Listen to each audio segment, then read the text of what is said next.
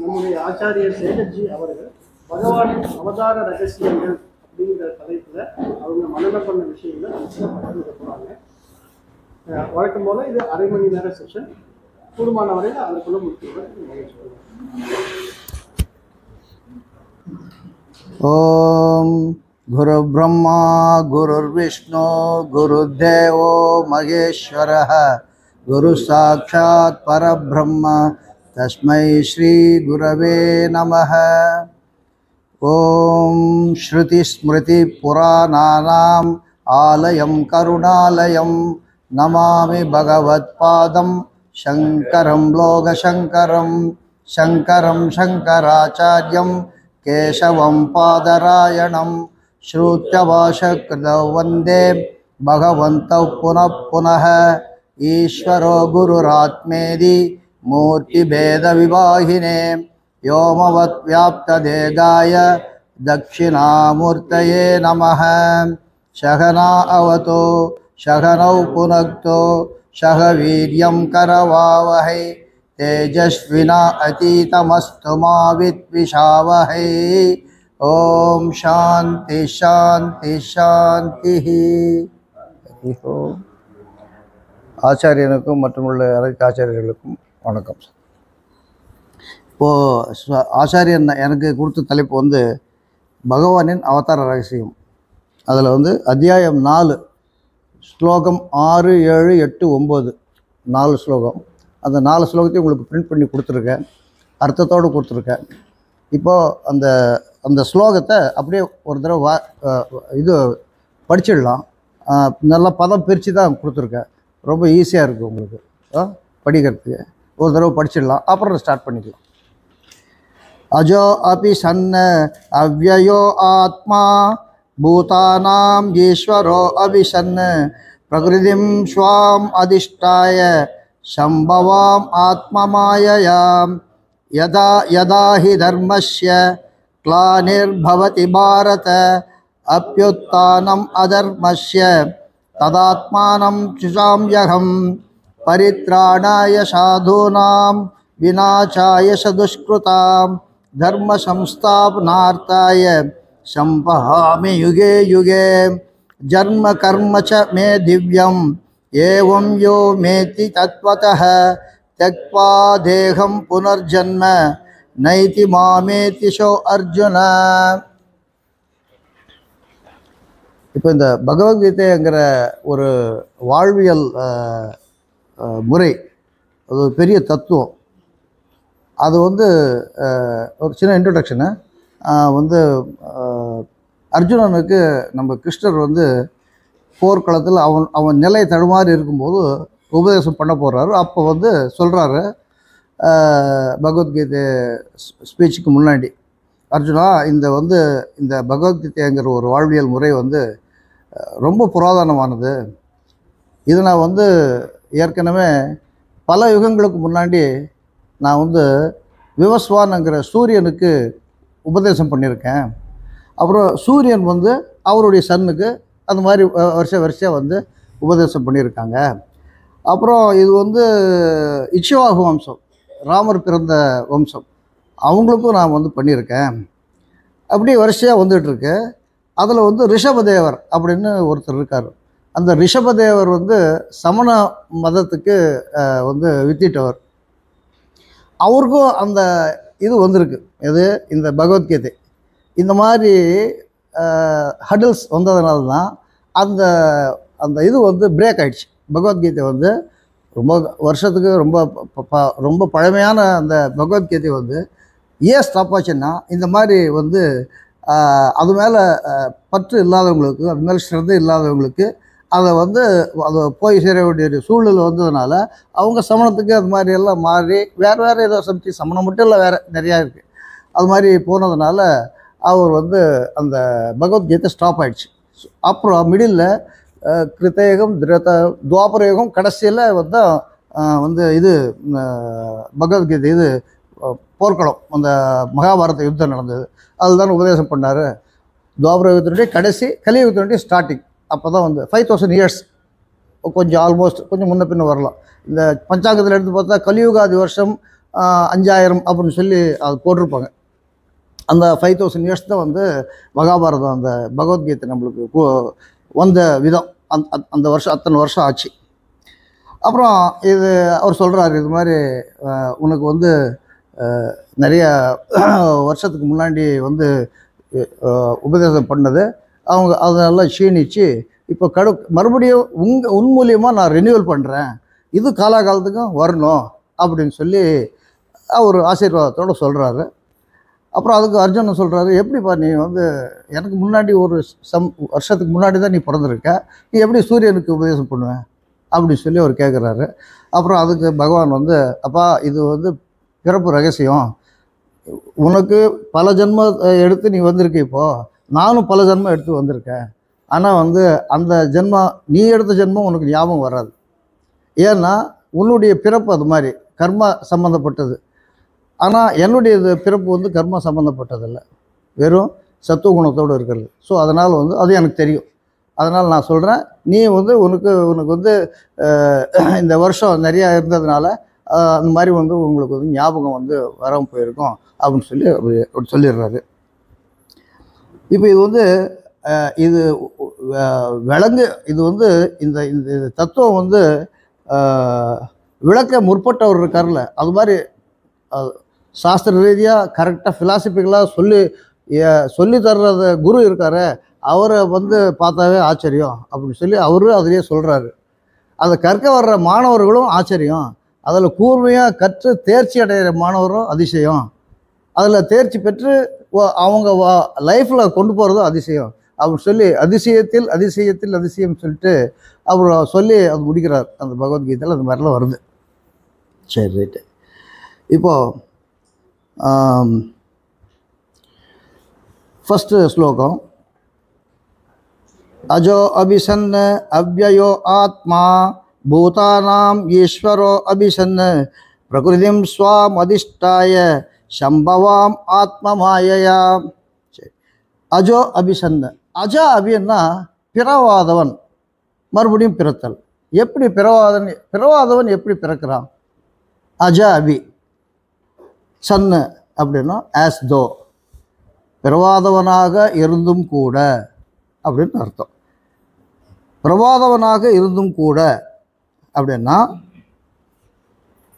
இப்போது நம்மளுக்கும் உங்களுக்கும் நம்ம மாதிரி மனுஷர்களுக்கு வந்து பிறவி எப்படி ஏற்படுதுன்னா கர்மத்தினால் ஆனது. கர்மா செய்கிறோம், கர்மா கெட்டது நல்லது செய்கிறதுனால பாவ புண்ணியம் வருது. அந்த பாவ புண்ணியம் இருக்கிறதுனால உங்களுக்கு அதனுடைய பாவ புண்ணியம் அடிப்படையில் நம்மளுக்கு அது பிறவி வருது. இப்போது நம்மளுக்கு மட்டும் அது மாதிரி வருதா அப்படின்னு சொல்லி பார்த்தோன்னா, இப்போ நாம் ஏதோ ஒரு பையன் ஒரு கால் முடமாவோ அல்லது கண் இல்லாதையே பிறக்கிறான், அது அவனுடைய கர்ம அனுசாரம் அது நடக்குது.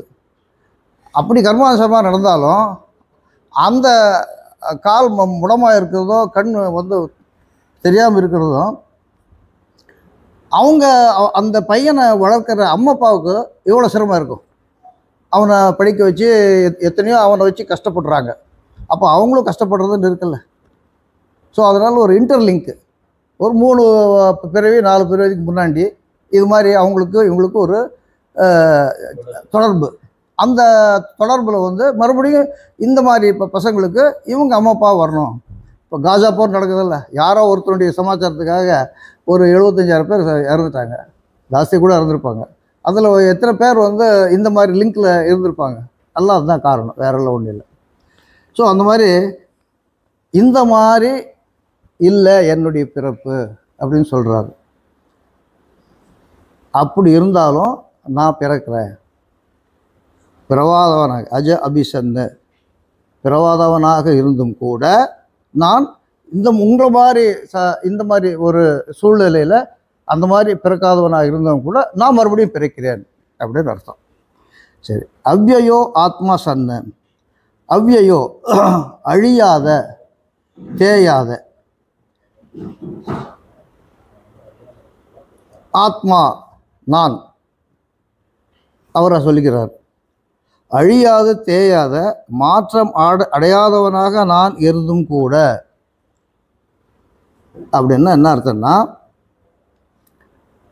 அவர் எத்தனை பிறவி எடுத்தாலும் அதில் அந்த மாதிரி ஒரு மாற்றமே வராது. இப்போ நாம் நினச்சிட்ருக்கோம், நம்ம மாதிரி சாதாரண மக்கள் நினச்சிட்ருக்கோம், இந்த நிறைய அவதாரம் எடுத்திருக்காரு. தசாவதாரம் தான் நாங்கள் சொல்கிறோம். இப்போ இது வந்து இந்த பிறப்புங்கிறதுனால வந்து துவைத்தமும் வரும், அத்வைத்தமும் வரும்.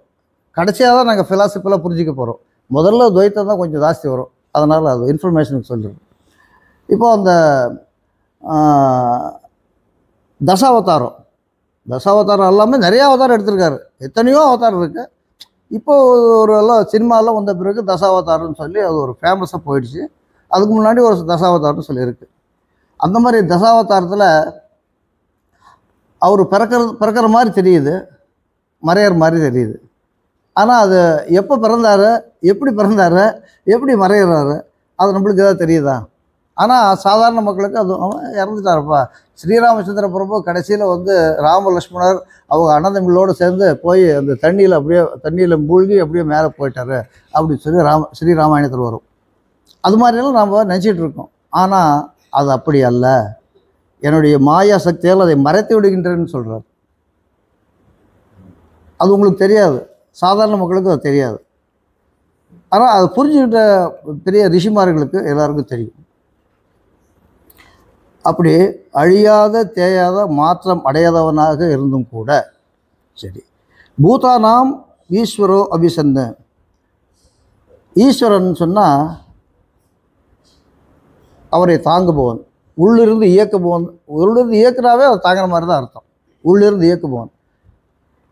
அப்படி இருந்தும் கூட நான் மறுபடியும் பிறக்கிறேன். பூதானாம் ஈஸ்வரோ அபி சன்னு. அப்படி இருந்தும் கூட நான் வந்து மறுபடியும் பிறக்கிறேன். சரி, பிரகிருதிம் ஸ்வாம் அதிஷ்டாய. இந்த பிரகிருதிங்கிறது வந்து ரொம்ப பவர்ஃபுல்லான சமாச்சாரம்.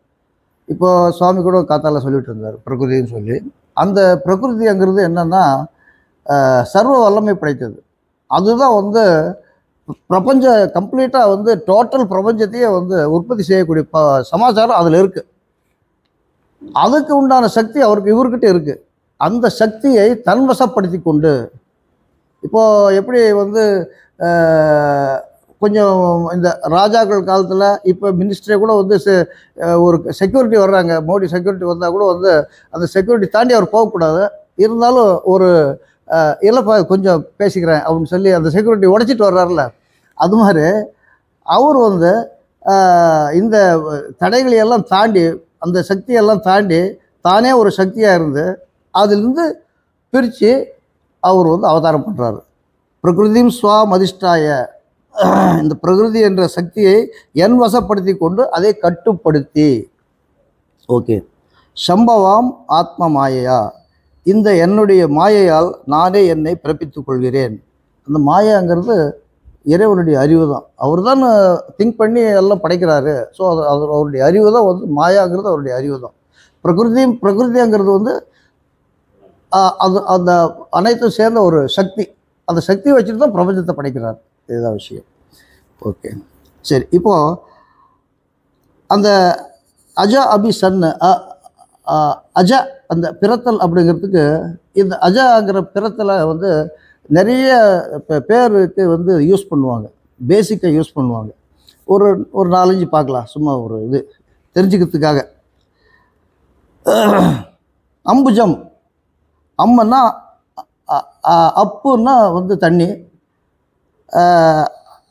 அம்பஸ் அப்படின்னா வாட்டர். அது என்ன இதை ஃப்ரெஞ்சா என்னன்னு தெரியல, சாமி தான் சொல்லியிருக்காரு. அம்பஸ்னா தண்ணீர். அதில் வந்து விளையிற தாமரை, அது தாமரை தான் முளைக்கும். அது பேருக்கு அம்பஜம். ஜ வர்றதுனால அது வருது. பங்கஜம், சேற்றில் முளைத்த. பங்கஜன்னா சேரு. அஜம் பங்கஜம், சேற்றில் முளைத்த. அப்புறம் சைலஜா, சைல் அப்படின்னா மலை. ஸ்ரீசைலம், சேலம், அதெல்லாம் வந்து அதில் சுற்றி சரௌண்டிங்ஸ் மவுண்டனாக இருக்கிறதுனால அது மாதிரி மலையில் பிறந்த. அப்புறம் ஜ அப்படிங்கிறதுக்கு ஜெனரேஷன், ஜீன், ஜனனி, ஜெனரேட்டர் எல்லாமே வந்து அந்த ஜாவிலிருந்து வந்தது தான். அந்த எழுத்து வந்து அதோட அந்த உபயோகம் வந்து சான்ஸ்கிரிட் அந்த மூல சொல் வந்து எல்லாத்துக்கும் யூஸ் பண்ணிக்கிறோம். எல்லா உலகத்தினுடைய எல்லா சமாச்சாரத்துக்கும் அது யூஸ் ஆகுது. ஓகே, அப்புறம் 2வது ஸ்லோகம். யதா யதாஹி தர்மஸ்ய கிளானிர்பவதி பாரத. சரி, இப்போது அந்த யதா யதாஹி தர்மஸ்ய அப்படின்னா 2 தடவை வருது. அது சுருக்கமாக சொல்லிடலாம். இந்த இந்த இந்த இதுக்கு வந்து தர்மத்திற்கு குறைவும் அதர்மத்திற்கு ஓங்குதலும் ஏற்படும் போதெல்லாம் நான் என்னை தோற்றுவித்துக் கொள்கிறேன், சுருக்கமான அர்த்தம். கொஞ்சம் விரிவாக பார்த்தோன்னா, யதா யதா ஹி தர்மஸ்ய, யதா யதான்னா 2 தடவை சொல்கிறாங்க அப்படின்னா 2 தடவை புறப்படுற டக் டக் டக்குன்னு 2 தடவையா? அப்படி கிடையாது. எப்பொழுதெல்லாம், எந்தெந்த சந்தர்ப்பத்தில் எல்லாம் அப்படின்னு அதுக்கு அர்த்தம். சரி, எப்பொழுதெல்லாம் அப்படின்னா என்ன அர்த்தம்? அதுக்கு ஏதாவது ஒரு லிமிட்டேஷன் வேணும்ல. இப்போ கூட தான் வந்து இது அதர்மம் தலைவரிச்சு ஆடுது. அப்போ இப்போ பிறக்கிறாரா அப்படின்னா கண்டிப்பாக பிறப்பார், அதில் ஒன்றும் சந்தேகம் இல்லை. அவர் ஒரு டைம் வச்சுருக்காரு. அந்த டைம் நம்மளுக்கு தெரியாதுல்ல. உதாரணத்துக்கு மகாபாரதத்தில் சிசுபாலன்னு ஒருத்தர் இருந்தான். கண்ணாபின்னான்னு பேசிகிட்டு இருப்பான். கிருஷ்ணரை எப்போ பார்த்தாலும் பேசுவான். வந்து அவங்க அம்மா கிட்ட வந்து வர வாங்கிட்டாங்க. யார்? கிருஷ்ணன். உங்கள் சன் வந்து இப்படி கண்ணாபின்னான்னு பேசிகிட்டு இருக்காரு, என்ன பண்ணலாம், ஃபினிஷ் பண்ணிட்டா அப்படின்னு சொல்லி. வேணாம், அந்த மாதிரிலாம் பண்ணிடாத சாமி, ஏதோ ஒரு இது கொடு, ஒரு எக்ஸ்கியூஸ் கொடு, ஒரு 5 தடவை 10 தடவை, இல்லை வேணாம் 100 தடவை சொல்லிட்டேயா, 100 தடவை சொல்லட்டும், நான் விட்டுறேன், 101 வந்தால் அவன் தலை காலி ஆகிடும் அப்படின்னு சொல்லிட்டாரு. அதே மாதிரி அவன் 100 தடவை சொல்லிகிட்டே இருக்கான். 101 தலை காண போயிட்டு சக்கரத்தை வச்சு செல்லு அடிச்சிட்டாரு க்ளீனாக. அது மாதிரி அந்த லிமிட்டேஷன் நம்மளுக்கு தெரியுமா? அந்த காலம் வரையற தெரியுமா உங்களுக்கு? நம்மளுக்கு தெரியாது. அதுதான் யதா யதாஹி தர்மஸ்ய, எப்பொழுதெல்லாம். அது அவருக்கு தான் தெரியும், நம்மளுக்கு தெரியாது. ஓகே, அப்யுத்தானம் அதர்மஸ்ய, எப்போ அதர்மத்தின் கை ஓங்குகின்றதோ, ஓங்குகிறதுன்னா குத்துறதில்லை, அது வளர்றதுன்னு அர்த்தம். அதர்மத்தின் கை எப்போ வளருதோ. இப்போது இதில் வந்து காப்பாற்றுறதுங்கிறது நம்மளுடைய வந்து மனுஷனாக வந்து உயிரை காப்பாற்றுறது மட்டும் இல்லை, இயற்கை பேரழிவிலிருந்து காப்பாற்றுறாரு. அதுவும் அவர் தான். உதாரணத்துக்கு கோவிட் வந்தது. கோவிடை வந்து அந்த வேக்சின் வந்து யார் கண்டுபிடிச்சது? அவர் மனசில் போய் உட்காந்து அதை கண்டுபிடிக்க வைக்கிறார். இல்லைன்னா எத்தனை தடவை இருந்தாலும் ஃபெயிலியர் ஆகிறதுக்கு வாய்ப்பு இருக்குல்ல. ஆனால் அவர் சக்ஸஸ் பண்ணி கொடுக்குறாருல்ல. அந்த கண்டுபிடிக்கிற டாக்டராகவும் இருக்கார், அதில் இருக்கிற மருந்தாகவும் இருக்கார். அப்படி தான் நான் விஷயம். ஆமாம், அவர் தான், கெட்ட அவர் தான். அது சொல்கிறது வேணாம். இப்போ அது மாதிரி காப்பாற்ற சமாதானம் தான் பேசிகிட்டு இருக்கோம். ஸோ அதனால் இப்போ உசுரை காப்பாற்றுறதுங்கிறது மட்டும் ஒரு பெரிய சமாச்சாரமாக நம்ம எடுத்துக்க வேண்டியதில்லை. பல விதத்திலே நம்மளுக்கு வந்து காப்பாற்றி கொடுக்குறாரு. அதுதான் நம்ம வந்து கணக்குக்கு வச்சுக்கணும். அப்போதெல்லாம் பார்க்கும் வண்ணம், நாம் பார்க்குற மாதிரி வருவார். எப்படி? மனுஷராக வருவார், மருந்தாக வருவார், மருத்துவராக வருவார், எப்படி மட்டும் வருவார், அது நம்மளுக்கு தெரியாது. அதை நம்ம அண்டர்ஸ்டாண்ட் பண்ணிக்கணும். இப்படி தான் வந்திருக்கார் போல் தெரியுது அப்படி சொல்லி நாம். ஏன்னா இல்லைன்னா உங்களுக்கு வந்து ஃப்ளேகெல்லாம் வந்தப்போ எலி மேலேருந்து கீழே விழுவோம், கிர்ன்னு ரவுண்ட் அடித்து செத்து போயிடும். அப்போ அந்த ஹாலில் இருக்கிறவங்க அத்தனை பேர் காலி. இது மாதிரி பல லட்சக்கணக்கான ஆளுங்க செத்து போயிருக்காங்க. அப்போல்லாம் மருந்து வந்து யார் கண்டுபிடிச்சாங்களோ அவங்க தெய்வம் தானே. இப்பயும் கோவிட் கண்டுபிடிச்சது தெய்வம் மாதிரி தான். கண்டுபிடிக்காமல் இருந்தாலும் இன்னும் நிறையா ஆயிருக்குமில்ல. அது மாதிரி அந்தந்த சந்தர்ப்பத்தில் அவர் வந்து மருந்தாக இருந்து காப்பாற்றுறாரு. அது மாதிரி இந்த அலெக்சாண்டர் ஃப்ளெமிங் அப்படிங்கிற ஒரு பெரிய சயின்டிஸ்ட்டு, அவர் வந்து கண்ணில் தூசி விழுங்கும்போது அந்த தூசி பட்ட இடம் மறுபடியும் வந்து கண் தண்ணீர் வந்து அந்த தூசி மறுபடியும் எடுத்துடுது. எப்படி எடுக்குது அப்படின்னு சொல்லி ஒரு ஆராய்ச்சி பண்ணுறாரு. அவர் பார்த்தோன்னா கடைசியில் அவருக்கு ஒரு புலப்படுது, அதில் ஏதோ ஒரு ஆன்டிபயோட்டிக் உற்பத்தி ஆகுது, தானே உற்பத்தி ஆகுது அப்படின்னு சொல்லி கண்டுபிடிக்கிறாரு. சரி, இப்போ இதை வச்சுக்கிட்டு நாங்கள் வந்து ஏதாவது வேறு டிசீஸுக்கு உண்டான மருந்து கண்டுபிடிக்கலாமா அப்படின்னு சொல்லி பார்க்குறாரு. அதாவது ஆன்டிபயோட்டிக். அவர் எய்ம் பண்ணது பென்சிலின். ஆனால் இதை கண்ணீரை வச்சுக்கிட்டு என்ன பண்ண முடியும்? சில பேர் கிள்ளி விட்டு மருந்து எடுத்து இது பண்ணுறாரு, ஓரளவுக்கு தான் பண்ணுறாரு. எத்தனை பேர் கிள்ள முடியும்? எவ்வளோ கண்ணீர் இது பண்ண முடியும்? ஆனால் அவருக்கு வந்து ஒரு க்ளோஸாக ஒரு இது கிடைக்குது, ஒரு க்ளூ கிடைக்குது. எப்படின்னா அந்த கண்ணீர் எங்கே அந்த அவர் விட்டாரோ அந்த இடத்துல ஒரு சின்ன பூஞ்சக்காலர் மாதிரி முளைச்சிருக்கு. முளைச்ச உடனே இதெல்லாம் ஏதோ முளைச்சிருக்கு போல் இருக்கு, இது எதாவது சரி இது ஏதோ டெஸ்ட் பண்ணி பார்க்கலாம்ப்பா அப்படின்னு சொல்லி அந்த இடத்துல வந்து அவருக்கு ஆலோசனை பகவான் கொடுக்குறாரு. கொடுத்த உடனே அவருக்கு வந்து அந்த மருந்தில் சூப்பராக வேலை பண்ணுது. அதுதான் பென்சிலின். ஸோ அந்த பென்சிலினாக யார் வந்தது? பென்சிலின் கண்டுபிடிச்ச அந்த இது இவர் அலெக்சாண்டர் ஃப்ளெமிங் யார்? எல்லாம் அவராக வர்றாரு. ஏன்னா அவரென்னா முழு 100% கிறிஸ்டனாக வர வேண்டியதில்லை, அவருடைய ஒரு போர்ஷனாக வரலாம். அவருடைய ஒரு சின்ன ஒரு சக்தி வந்து அவருக்குள்ளார பூந்து அதான் செயல்படலாம். மருந்து கண்டுபிடிச்சது, மருத்துவராக வர்றது, இதெல்லாம் இப்படி தான். இப்போ கூட வந்து லேட்டஸ்ட்டாக நம்ம இது இருக்குல்ல, இந்த மருத்துவத்துக்கு நோபல் ப்ரைஸ் கொடுத்துருக்காங்கல்ல, அது கூட இந்த இம்யூனிட்டி சிஸ்டம் வந்து தேய்மானம் ஆகிறப்ப அதை வந்து நிலைநிறுத்துறதுக்காக ஒருத்தர் ஜப்பான்காரருக்கு அந்த இது கிடச்சிருக்கு, நோபல் ப்ரைஸ் கிடச்சிருக்கு. கூட்டு ப்ரைஸாக வந்து அமெரிக்கன்ஸ் கிடச்சிருக்கு. ஆனால் அந்த ஜாப்பனீஸுக்கு தான் வந்து மெயினாக அவங்க சொல்லியிருக்காங்க. இம்யூனிட்டி சிஸ்டம் அதை வந்து ப்ரொக்யூர் பண்ணுறதுக்கு ஒரு தேய்மானம் ஆகிற மாதிரி ஒரு இருக்கும்போது அது ஒரு பூஸ்ட் பண்ணுறதுக்கு அதுக்கு ஒரு ஜீன் உற்பத்தி பண்ணி கொடுத்துருக்காங்க. அதுக்காக நோபல் ப்ரைஸ். இப்போ இதெல்லாம் வந்து நாம் வந்து இப்போது நம்மளுக்கு இது வந்து ஸ்லோகம் சொல்கிறதுக்கு சுவாமி கொடுத்துட்டாரு. ஒரு 15 நாளாக நாங்கள் ட்ரை பண்ணிகிட்ருக்கோம், இதே தான் நாங்கள் ட்ரை பண்ணிகிட்ருக்கோம், வேறு என்ன இல்லை. அது மாதிரி அதை கண்டுபிடிக்கிறதுக்கு அவர் எவ்வளோ வந்து முயற்சி பண்ணியிருப்போம். அந்த கண்டுபிடிக்கும் போது ஒரு கான்சன்ட்ரேஷனாக ஒரு இது ஒரு புத்தியை இதை கொடுத்தது வந்து யார்? பகவான் தான். ஏதோ நாம் சொல்கிறோம் என்னுடைய மூளை யூஸ் படுத்தின்னு சொல்லி ஒரு நிமிஷத்தில் வந்து மூளை வேறு பக்கம் போயிடுறதுக்கு வாய்ப்பு இருக்குல்ல. அது கண்டுபிடிக்கிறதுக்கு உண்டான சக்தியை வேறு சக்தி கொடுத்துருக்கலாம்ல. ஆனால் அது கண்டுபிடிச்சி நீ தான் கண்டுபிடிக்கணும்னு சொல்லி அதுக்கு உண்டான ஒரு சக்தி கொடுக்குறாரு. அப்படி தான் நாங்கள் வந்து எடுத்துக்கணும். ஓகே, 3வது ஸ்லோகம், அதாவது 8, ஸ்லோகம் 8. யாரை காப்பாற்ற பிறக்கிறார்? இப்போ இது வரைக்கும் ஃபஸ்ட்டு ஸ்லோகம் வந்து பிறப்பற்றோன் எப்படி பிறக்கிறான் அப்படிங்கிறதுக்கு நான் விளக்கம். 7வது ஸ்லோகம் வந்து எந்த நோக்கத்திற்காக பிறக்கிறான் அதுவும் நாங்கள் வந்து உங்களுக்கு வந்து சொன்னோம்.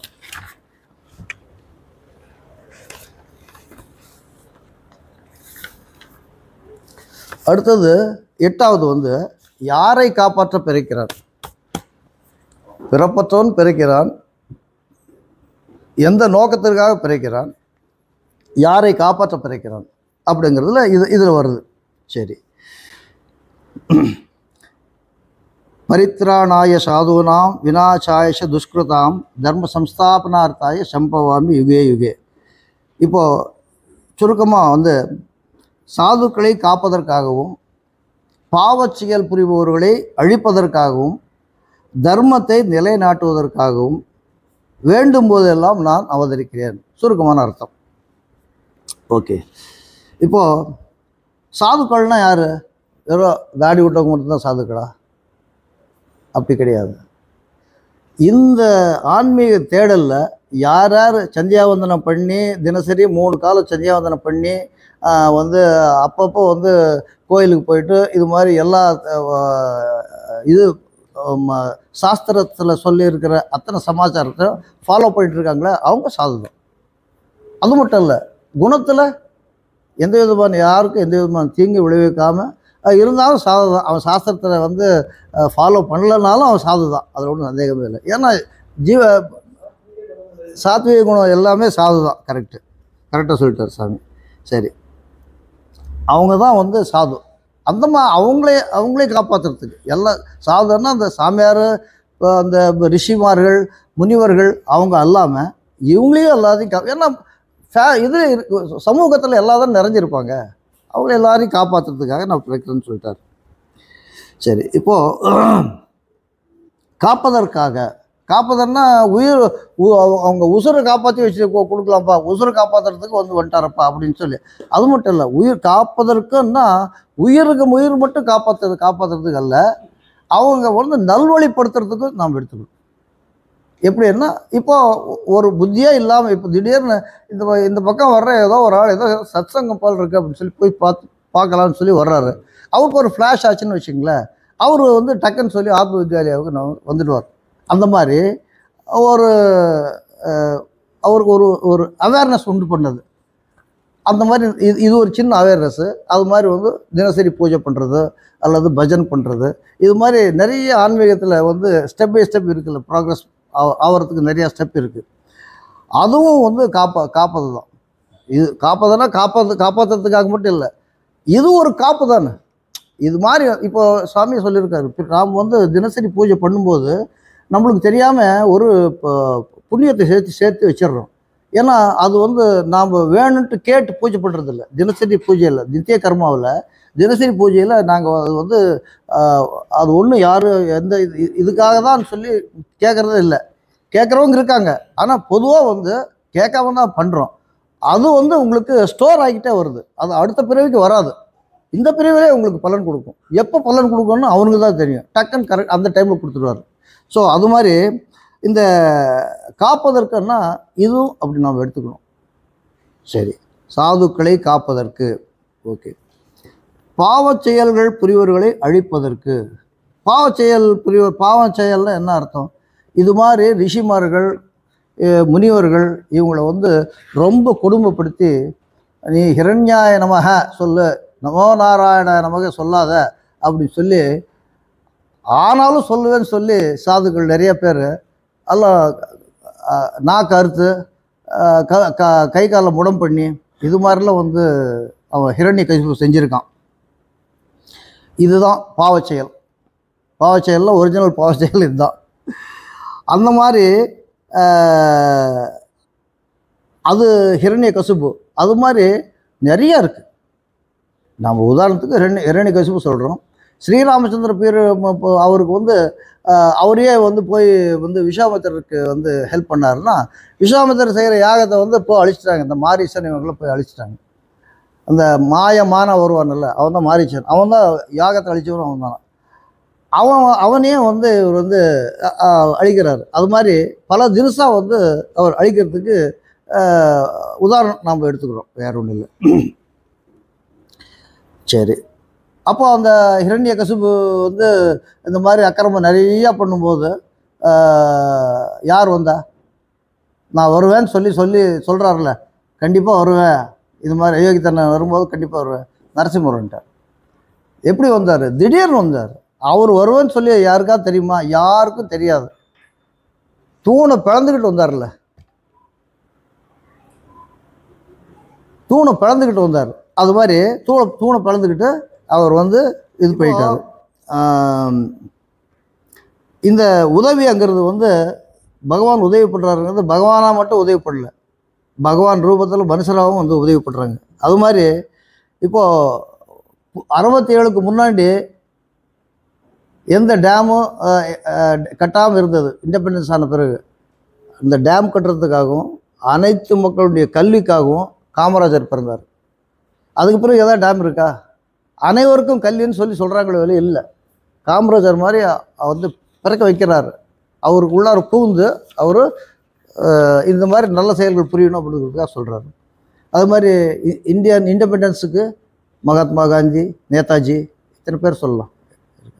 அப்புறம் கருப்பின மக்கள் அவங்களுக்காக மார்ட்டின் லூதர் கிங் அவர் பிறந்தார். அது மாதிரி உதாரணம் நிறைய கொடுக்கலாம். சரி, அதை விடுங்க. ஓகே, இப்போது அவதாரம் பண்ணுறேன்னு சொல்கிறார்ல, நான் அவதரிக்கிறேன்னு சொல்லி. சரி, இப்போ அவதாரம் பண்ணாமே அவர் இது பண்ண முடியாது, ஆசீர்வாதம் பண்ண முடியாது. அவர் தான் ஃபுல் பவர் இல்லை, ஏகப்பட்ட பவர் இருக்குது. பவர் இருக்கும்போது அதை யூஸ் பண்ணி அப்படியே டக்குன்னு சொல்லி முடிச்சிடலாம்ல. ஏன் அவதாரம் பண்ணணும் அப்படிங்கிற ஒரு கேள்வி இருக்குல்ல. ஏன் அவதாரம் பண்ணணுன்னா, இப்போ அவர் அவதாரம் பண்ணனா மகிமை மட்டும்தான் தெரியும், வேறு எதுவும் தெரியாது.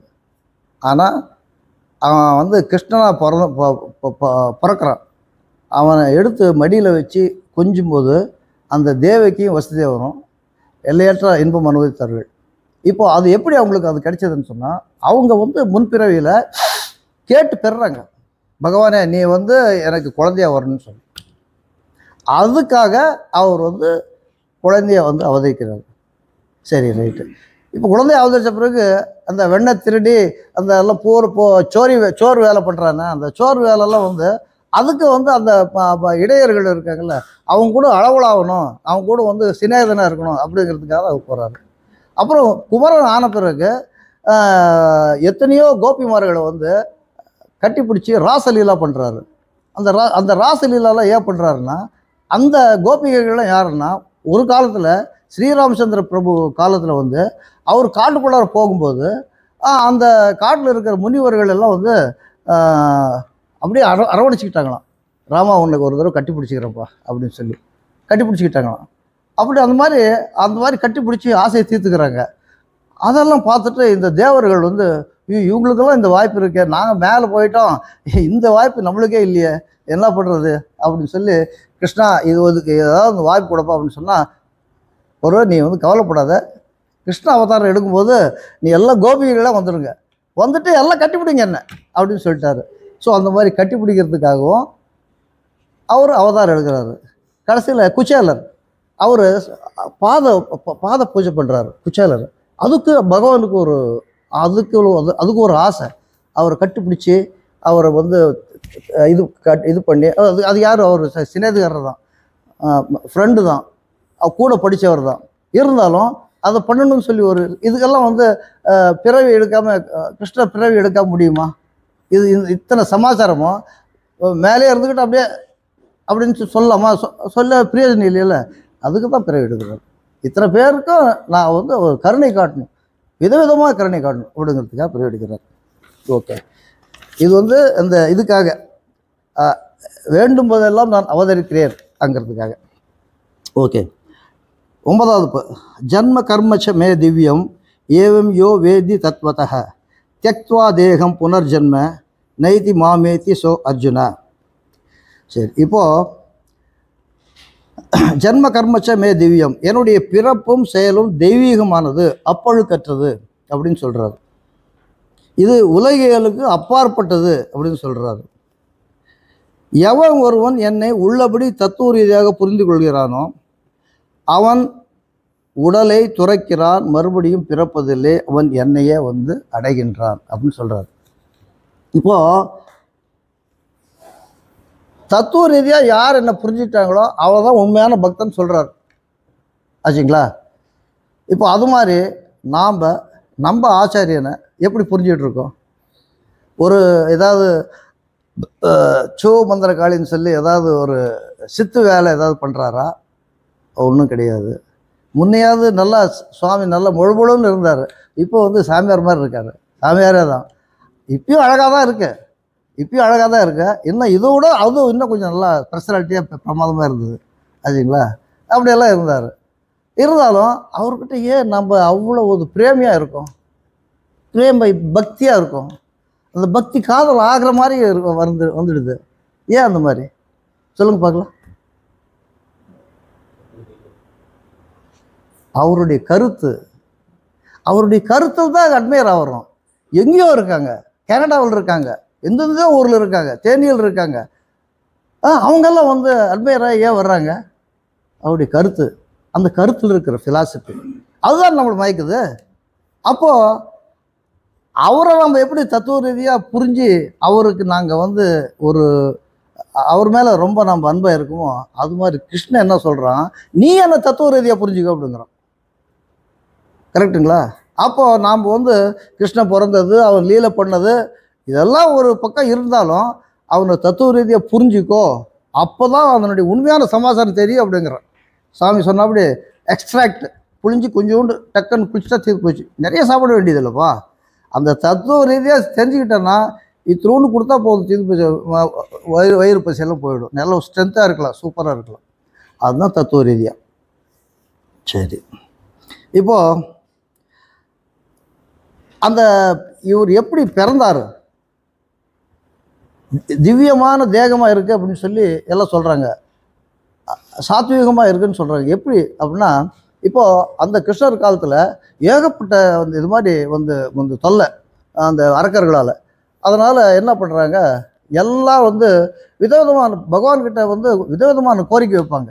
ஆனால் இந்த கோரிக்கை எல்லாமே டிஃப்ரெண்ட்டாக இருக்கிறதுனால அவங்களுடைய கவனம் சிதறல் ஆகிடுது. அந்த கோரிக்கையினுடைய எய்ம் சிதறல் ஆகிடுது. ஆனால் பகவான் நீ தான் பிறக்கணும், நம்மளை காப்பாற்றுப்பா அப்படின்னு சொல்லி எல்லாரும் ஒரே ஸ்ட்ரெயிட்டாக ஒரே மாதிரி ஒரு கோரிக்கை வச்சாங்க. அந்த கோரிக்கையினால்தான் அந்த கோரிக்கையினுடைய ஒட்டுமொத்த அந்த புண்ணியம் இருக்குல்ல, அது சேர்ந்து தான் பகவானை பிறக்க வைக்குது. இப்படி தான் அவர் பிறந்தார். வேறு மாதிரி பிறக்கிறதுக்கு வாய்ப்பே இல்லை. சரி, இப்போது அந்த மாதிரி அந்த புண்ணியமாக அவர் பிறந்தார்ல, அந்த எப்படி பிறந்தார், அந்த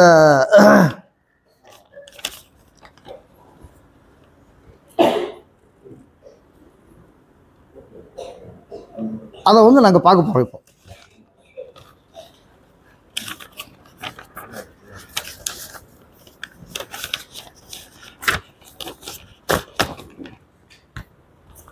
தெய்வீகம் அப்பொழுக்கற்றது, உலகியலுக்கு அப்பாற்பட்டது. இந்த 3 பற்றி தான் நாங்கள் பார்க்க போகிறோம்.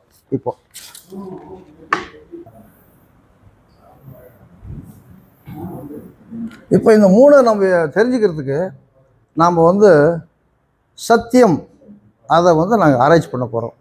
நீங்கள் எல்லாருமே என் கூடவே ஜேர்னி பண்ணணும். அப்போ தான் இறைவனை எப்படி தத்துவ ரீதியாக புரிஞ்சுக்கிறது அப்படின்னு சொல்லி நாங்கள் இப்போ இது சுவாமி சாதிச்சதை வச்சு என்னுடைய அறிவுக்கு உட்பட்டு நான் என்ன அண்டர்ஸ்டாண்ட் பண்ணியிருக்கணும் அது பிரகாரம் நான் எக்ஸ்பிளைன் பண்ணுறேன். ஒவ்வொருத்தருக்கும் புரிதலில் டிஃப்ரென்ஸ் இருக்கும்.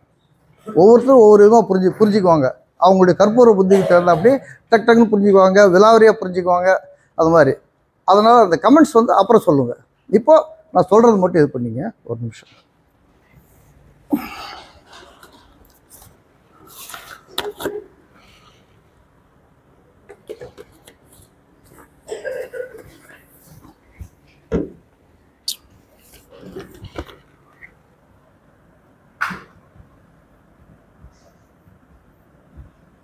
சத்தியம் இது இதா ஃபர்ஸ்ட் ஒன்.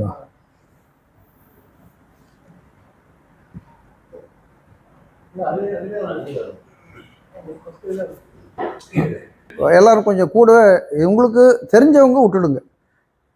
கொஞ்சமாக தெரிஞ்சவங்க, முழுசும் தெரியாதவங்க அவங்க மட்டும் கூட வரலாம்.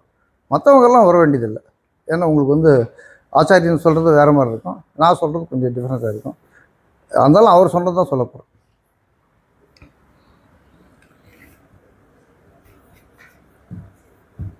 சத்தியம் இதுக்கு மூலச்சொல் சத்து. இதுதான் ரூட். இதுலேருந்து தான் வருது எல்லாமே. இப்போ எப்படி ஜ அப்படி பற்றி நம்ம நிறைய ஜாவில் நிறைய பேரை இணைச்சி வச்சுருக்காங்களே, அது மாதிரி சத் அப்படிங்கிறது தான் ரூட்டு. அதுலேருந்து தான் எல்லாமே வருது. சரி, இப்போது இதுதான் அனைத்துக்கும் ஆதாரமானது.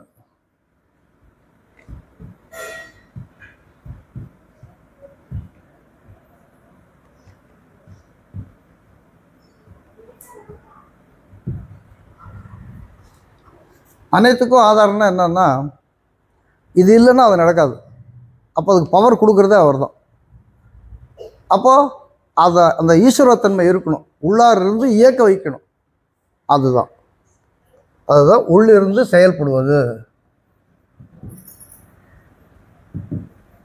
செயல்படுவது, அதாவது ஈஸ்வரத்துவம்.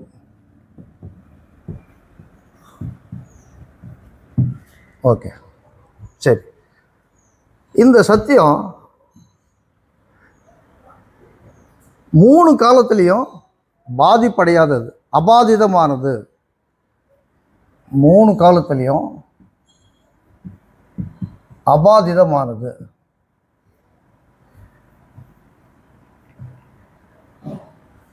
பாதிதம் பண்ணால் பாதிப்படையாது, அபாதிதம் பண்ணால் பாதிப்படையாது. அப்படின்னா என்ன அர்த்தம்? பாதிப்படையாதது தான் அர்த்தம், அடையாதது.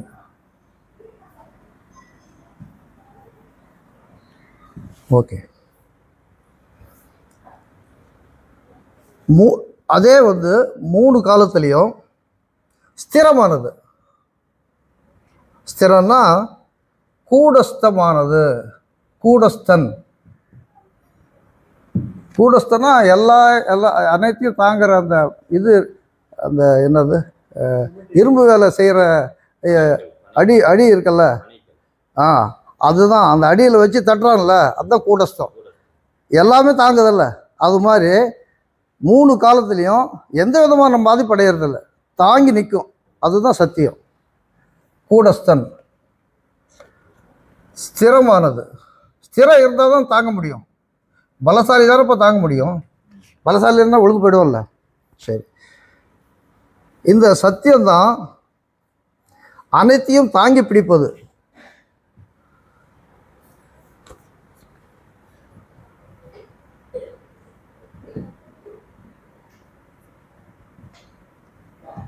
தாங்கி பிடிப்பதுனா போய் கட்டி பிடிக்கிறது இல்லை. கட்டி பிடிச்சாலும் தாங்கி பிடிக்கிறது தான்.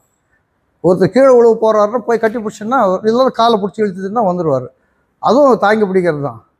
தாங்கி பிடிக்கிறதுனா அப்படி இல்லை, எல்லாத்துக்கும் ஆதாரமாக இருக்கார். இவர் தான் சீட் கொடுக்குறாரு. இவருடைய சீட், இவருடைய மடியில் தான் உட்கார்ந்துருக்காரு.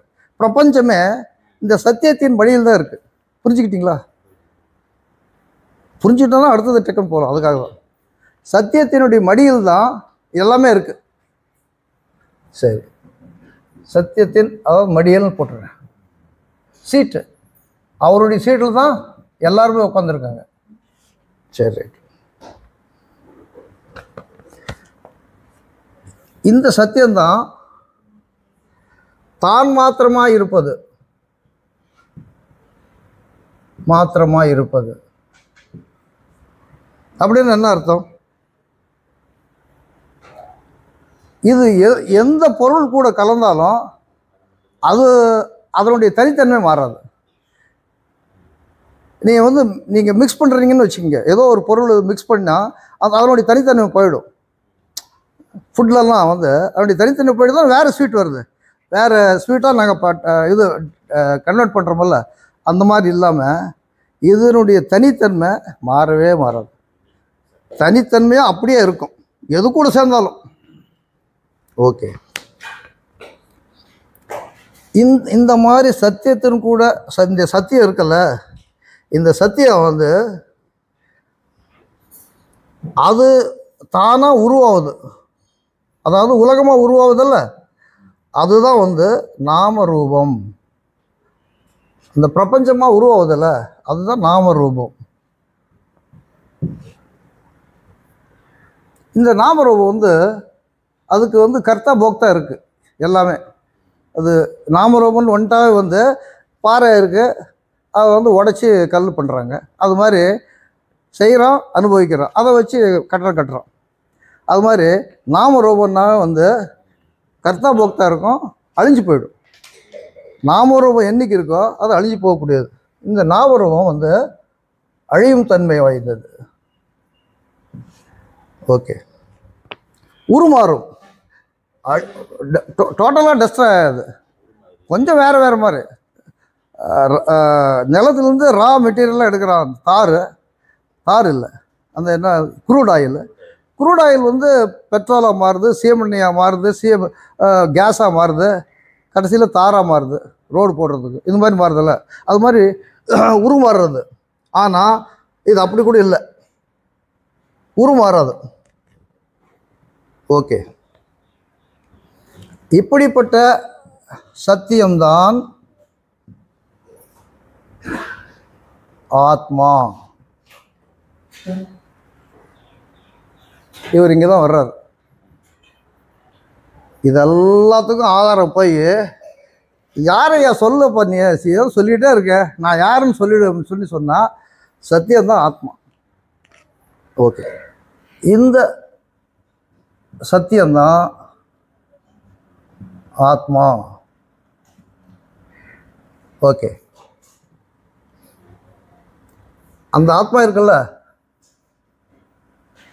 அந்த ஆத்மா யாரு அப்படின்னா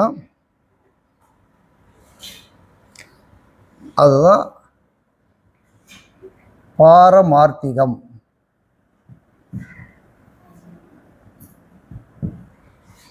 பாரமார்த்திகம் என்ன? பரம அர்த்தம்.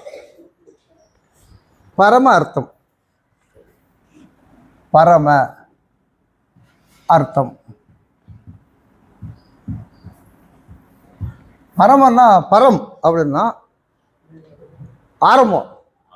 ஆமாம், எல்லாத்துக்கும் ஆரம்பம் அதுதான். அது பரம அர்த்தம். ஆமாம், முடிவு அதுதான். அதனால் பரமன்னா முதலும் முடிவும், முதல் முடிவு அற்றது. அதுக்கு முன்னாடி இருக்கு, அது வச்சா ஸ்டார்ட் பண்ணுறது, ஸ்டார்டிங்கே இல்லையில்ல. முதலும் முடிவும் அற்றது, அதுதான் பரம அர்த்தம்னா பொருள். அப்போ பாரமார்த்திகம் அப்படின்னா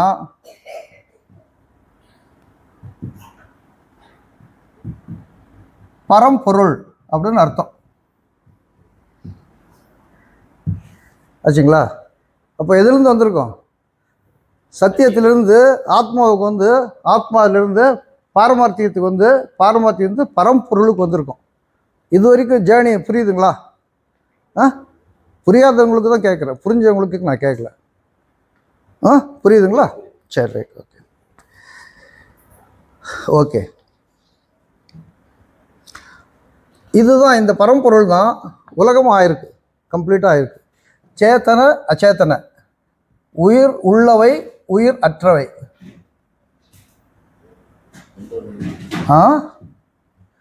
எல்லாத்துக்கும்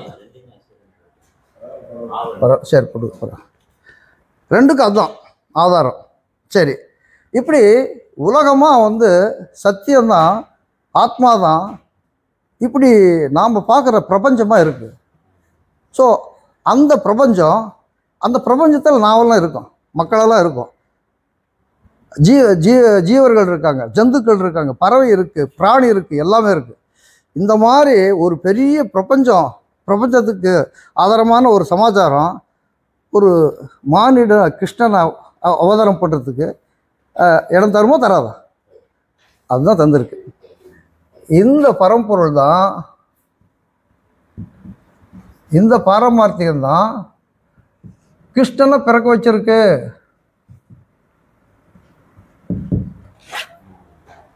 எத்தனையோ சமாச்சாரம் பிறந்திருக்கு, அதில் கிருஷ்ணன் பிறந்திருக்கான். ஏன்டா அவன் பிறந்தான்னு சொன்னால், அவன் காரணத்துக்காக பிறந்திருக்கான். எத்தனையோ பொருள் பிறக்குது பிரபஞ்சத்தில், அதில் கிருஷ்ணனும் ஒருத்தர். அப்படி சொல்லி நாங்கள் நினச்சிக்கிட்டு இருக்கோம். ஆனால் அப்படி இல்லைன்னு சொல்ல போகிறோம். சரி, இப்போது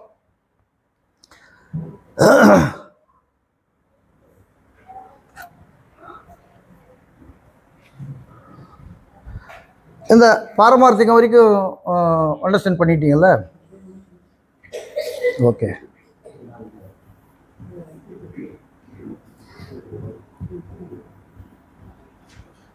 இந்த பாரமார்த்திகம் இதுதான் வந்து பிரம்மம். அது தெரியுது இல்லைங்க? ஆத்மா பிரம்மம் எல்லாம் ஒன்று தான். சரி,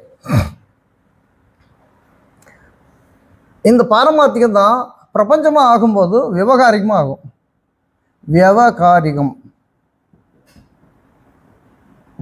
விவகாரிகம்னா விவகாரத்துக்கு வர்றது. என்கிட்ட விவகாரம் பண்ண வேணாம்னா வந்து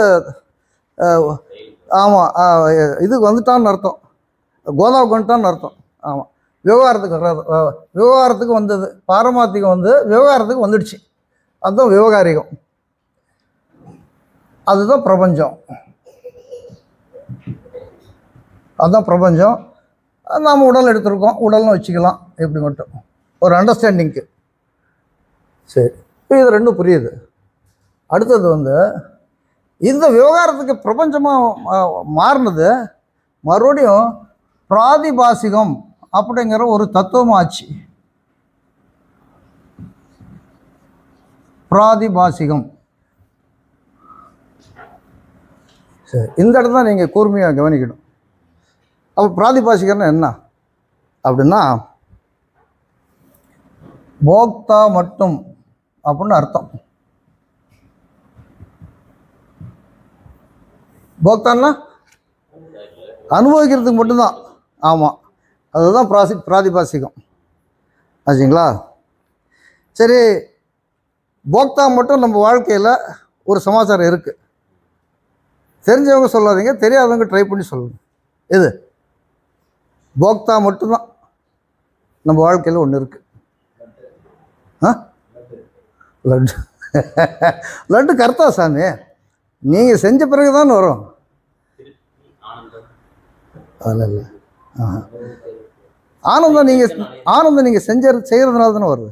ஒரு சமாச்சாரத்தை செய்கிறீங்க, அதெல்லாம் ஆனந்தம் பிறகுது.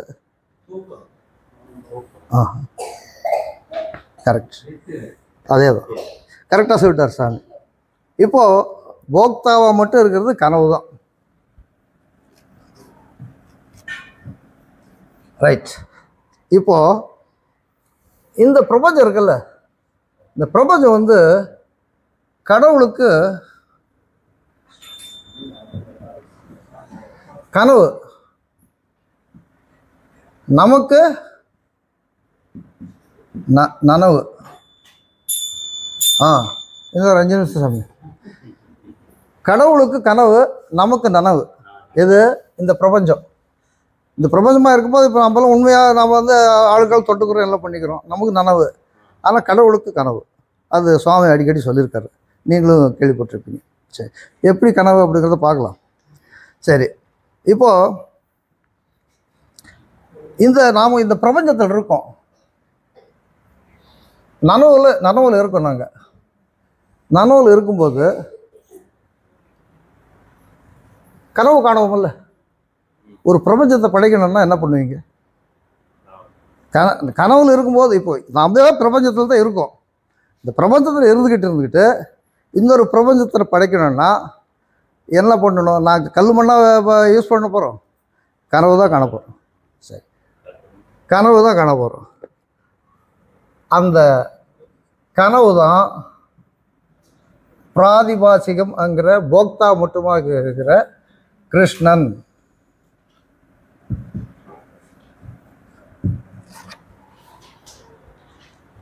அதுதான் கிருஷ்ணன்.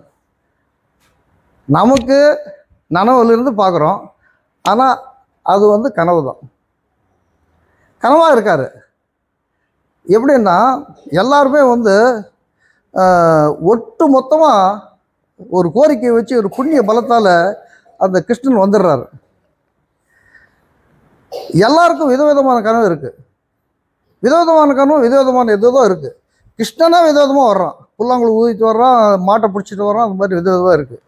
ஆனால் எல்லாருக்கும் ஒரே மாதிரி கிருஷ்ணன் எப்போ வந்தான்? அப்போ தான் வந்திருக்கான். ஆச்சுங்களா? அப்போது இந்த கிருஷ்ணனுங்கிற கனவு இருக்குல்ல, அந்த காலத்தில், அல்லது இந்த காலத்தையும் வச்சுக்கோங்க, தப்பில்லை, அந்த காலத்தில் கிருஷ்ணன் எல்லாருக்கும் கனவாக தான் தெரிஞ்சார். ஆனால் கிருஷ்ணன் உண்மைதான். ஆனால் அவன் என்ன சொல்கிறான்? நீ என்ன தொட்டுப்பாரு, என் தோல் அப்படி, நான் ஃப்ரெண்ட்ஷிப்பாக இருக்கலாம், எல்லாம் பண்ணலாங்க. ஆனால் அது எல்லாமே கனவு தான். ஆனால் அவனுக்கு தெரியாது. இதுதான் அவர் சொல்கிறாரு, என்ன நீ புரிஞ்சிக்க முடியாது அப்படிங்கிறான். நான் இது கனவான்னு சொல்கிறேன், இருந்தாலும் என்ன நீ புரிஞ்சிக்க முடியாது, அதுதான் நான் கிருஷ்ணன் அப்படின்னு அவர் சொல்கிறான். இப்படி மாயக்கண்ணர். இப்படி தான் நாங்கள் வந்து ஒரு தத்துவ ரீதியாக நாங்கள் வந்து கிருஷ்ணனை புரிஞ்சுக்கணும் அப்படின்னு சொல்லி சுவாமி சொல்லி, நான் அதை வந்து கொஞ்சம் என்னுடைய அறிவுக்கு தகுந்தாப்படி இது பண்ணியிருக்கேன். எந்த அளவுக்கு நீங்கள் புரிஞ்சிட்ருக்கீங்கிறது பின்னாடி ஏதாவது நீங்கள் ஏதாவது கேட்டால் நானும் சொல்கிறேன், அல்லது அது இதில் ஏதாவது குறை இருந்தால் அதுவும் நீங்கள் வந்து நிவர்த்தி பண்ணுங்க. ஆச்சுங்களா? இப்போது அவனாகவே ஆகிறதுக்கு ஒரு சமாச்சாரம் இருக்குது. இப்போ இந்த அளவுக்கு இது தத்துவம் மட்டும் நாங்கள் தெரிஞ்சுக்கிட்டோம். இது வந்து தத்துவம். என்ன சாமி ஆச்சு? அவ்வளோதான். அப்போ கேட்டுக்கலாம். எல்லாம் முடிக்க முடியாது. இப்போது தத்துவம் தான், தத்துவமாக தான் புரிஞ்சுருக்கோம். கிருஷ்ணனை வந்து தத்துவமாக தான் புரிஞ்சுருக்கோம். இப்போது பிரெயின் இருக்கிறவங்களாம் தத்துவமாக புரிஞ்சுக்குவாங்க. இன்டலெக்சுவல் பர்சன்ஸ் எல்லாம் புரிஞ்சுக்குவாங்க. சுவாமி இருக்காரு, அவரெல்லாம் டக்குன்னு கிருஷ்ணன் தத்துவம் தான் சொல்லி அடித்து சொல்லி டபான்னு எடுத்து எரிஞ்சிடுவார். ஆனால் நிர்மல்ஜி தான் சொல்கிறேன். ஆனால் இன்னும் ஒரு 3 பாயிண்ட் சொல்கிறாரு. என்னன்னா, வீத்தன்னா கழிஞ்சதுன்னு அர்த்தம். கழியணும், தள்ளி விடணும். வீத்த எதை? ராக பய குரோத. வீத்த ராக பய குரோத. ராகம்ங்கிற விருப்பு வெறுப்பு, பயம் நம்மளுக்கு வர்ற பயம், குரோதம் வெஞ்சன்ஸ். ஆமாம், இது 3 இருக்கக்கூடாது அப்படிங்கிறேன். இந்த தத்துவம் ப்ளஸ்ஸு இந்த 3 சமாச்சாரம் இருந்துட்டு இன்னொன்று கடைசியாக கிளைமேக்ஸ் சொல்கிறாரு. அது என்னன்னா, என்னிடம் அத்தியந்த பக்தி பிரேமை, பக்தி பிரேமை, பிரேமையோட எல்லா காரியம் செய்யுங்கிறார். மனசை என்கிட்ட வச்சுடு, எல்லா காரியம் பண்ணிக்கிட்டே இருக்கு அப்படிங்கிறது. அப்போ அந்த பலன் போகிற அவருக்கு போயிடுதா? இதுதான் கர்மயோகம்.